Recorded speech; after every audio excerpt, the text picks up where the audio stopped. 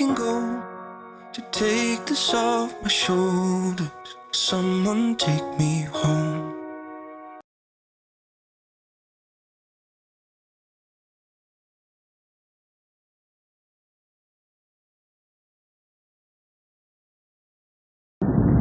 Yun, nandito tayo ngayon sa loob ng NLEX kasi pupuntahan natin yung farm natin ng melon sa Kapakuan dun sa probinsya.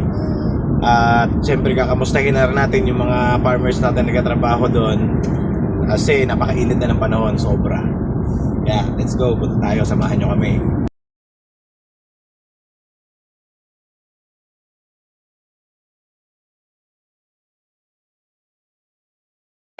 Inaabot ng gutom yung mga kasama natin, so stop over muna tayo dito sa NLEX. Asan na yung pambayad? Ay, grabe kasi traffic kanina sa Quezon City. Ano na?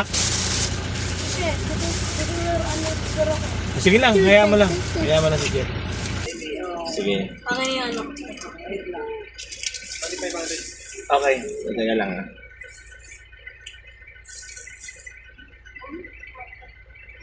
Kasha. French fries. Just you want French fries? Right. Okay na, boss? Thank you. Salamat. Okay, let's go! Pagkain na tayo, so ready to long ride na naman tayo na. Okay. Orap, may pagkain ka na. Jet, may pagkain na kayo ha. Mami ha, may pagkain na ha. Ready to go na tayo ha. Hindi nangingiyaw kasi ano. Mahaba po kasi yung biyahe namin, kaya kain muna kami. Kasi mahirap bumiyahe ng gutom.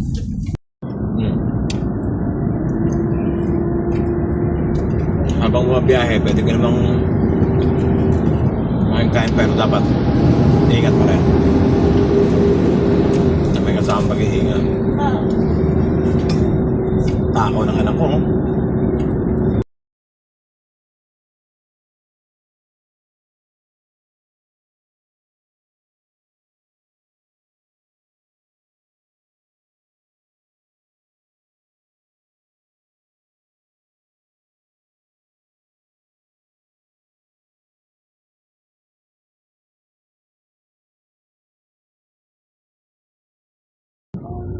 Yan, sakto. Kakarating lang namin dito sa farm. Medyo rough road ang daan, kaya dahan-dahan lang ang takbo namin kasi medyo ilang kilometro pa bago sa dun sa mismong farm namin na tinataniman namin. Medyo rough road lang talaga ang daan dito. Ayos, makakapagpahinga na rin.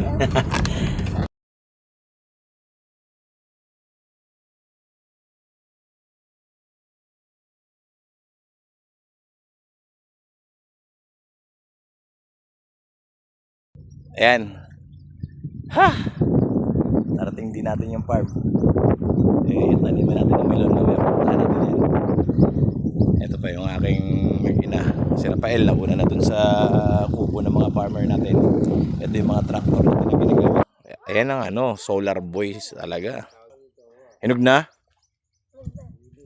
So ito na yung ano, ito yung sinasabi ko na isang variety ng melon. Kung tawagin is honeydew sa atin yan. Ito yung honeydew. So ito yung may klase ng melon na hindi siya tinitimpla. Tama ba? Hindi ito tinitimpla, di ba? Pampapak lang to. Ang laman niya, malutong to. Oh, malutong oh. Masarap. At matamis yan. Tikman natin. The moment of truth.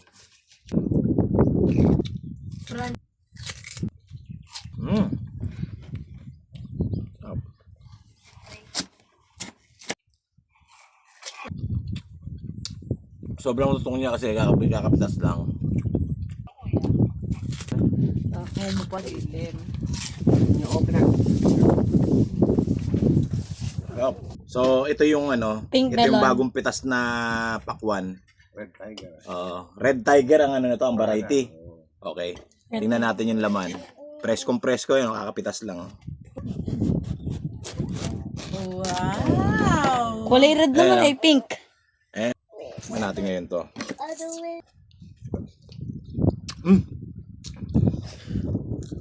Tamis nga. Ang tamis. Sariwang-sariwa pa eh.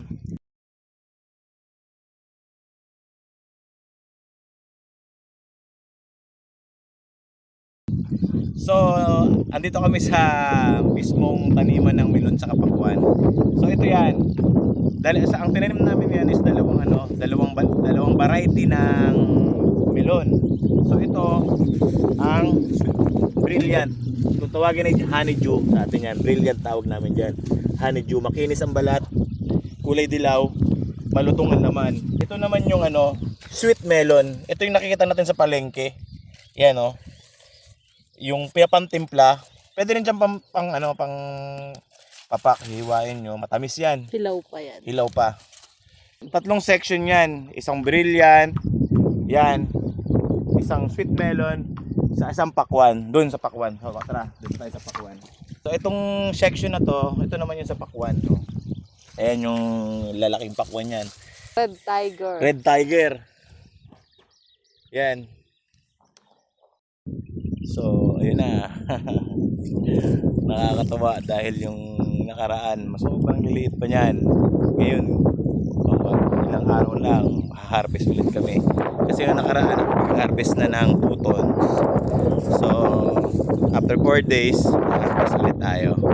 Yan, thank you Lord.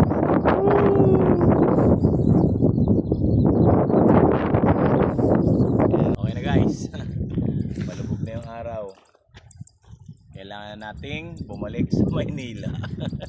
Sa haba ng biyahe namin kanina dito, tapos pabiyahe ngayon naman pa uwi. Awit.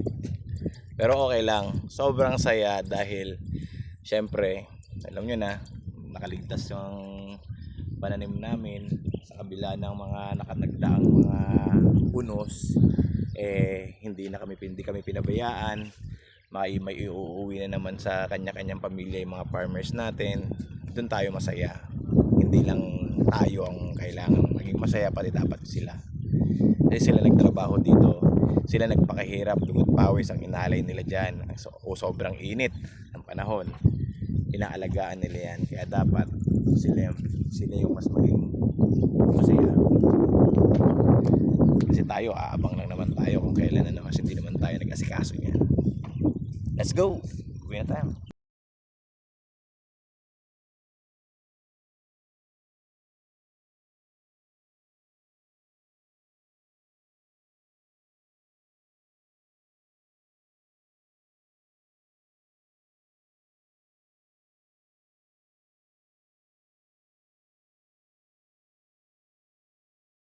Ayan, pauwi na kami, pabalik na kami ng Maynila.